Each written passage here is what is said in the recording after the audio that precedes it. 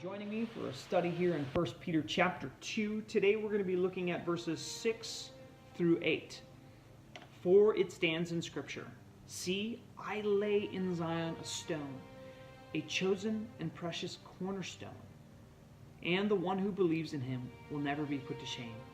To you who believe, then, this stone is precious. But to those who do not believe, the stone the builders rejected has become the cornerstone and a stone of stumbling and a rock of offense. They stumble because they disobey the word, and to this they were appointed."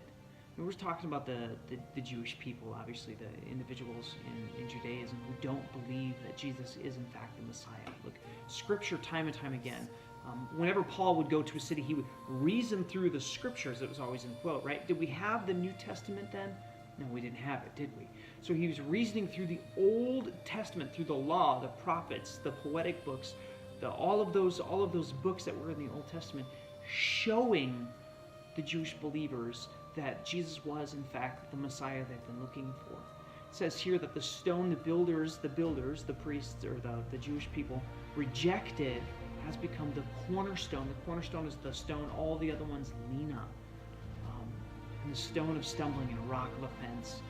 It is offensive to a Jewish person, especially us Gentiles, lumping ourselves in with them. It's offensive to them that Jesus is, in fact, the Messiah.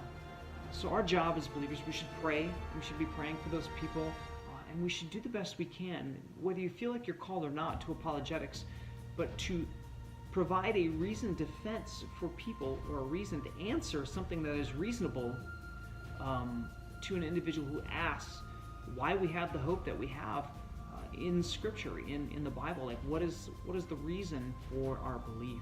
And we should be ready. First Peter says that we should be ready to give a defense in season and out of season. So that's your homework.